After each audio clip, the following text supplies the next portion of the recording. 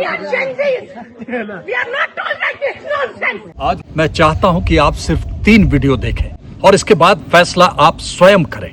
एक वीडियो में यह महिला कहती है कि हम जेन जी हैं, we will not tolerate all this. हम टैक्स देते हैं, हमारी वजह से सेना को वेतन मिलता है। मैं इस बात के जवाब में बस इतना कहता हूं कि सेना भी टैक्स देती है।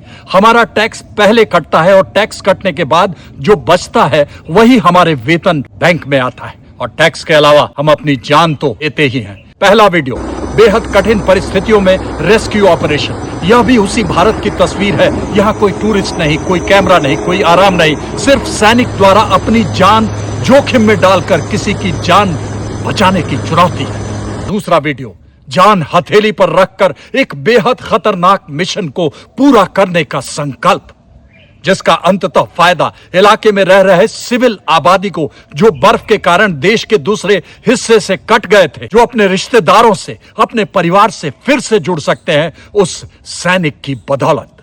जहां एक गलती उस सैनिक की मौत हो सकती है, मौत। किसी रेस्क्यू मिशन में, बाढ़ में, तूफान में, भूकंप में, आग में जवान यह नहीं पूछता है कि सामने वाला किस राज्य से है, किस जाति से है, किस धर्म से है। वह सिर्फ इतना जानता है कि ये मेरा देश है और मुझे अपना कर्तव्य निभाना है। और आखिरी वीडियो है सेना द्वारा एक मां को सुरक्षित डिलीवरी और रेस्क्यू की। एक मां प्रसव की पीड़ा में, चारों ओर बाढ़ का कहर, और ऐसे में अचानक वह देवदूत की तरह उतरता है।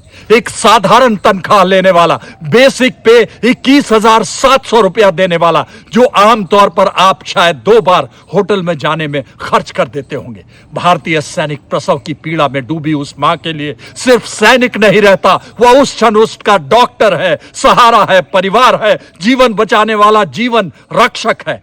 इसलिए सैनिक युद्ध काल में सरहद पर और शांति काल में कई मोर्चों पर राष्ट्र की सेवा में समर्पित रहता है।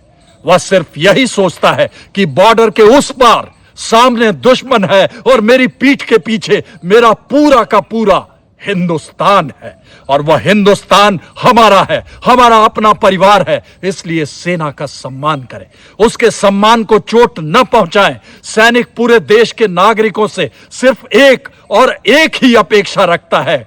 हम सीमा पर आपके लिए जान हथेली पर रखते हैं, पर बदले में बस इतना चाहिए कि आप ऐसे नागरिक बने जिनके लिए हमें मरने में भी गर्व हो, अफसोस नहीं। जय हिंद।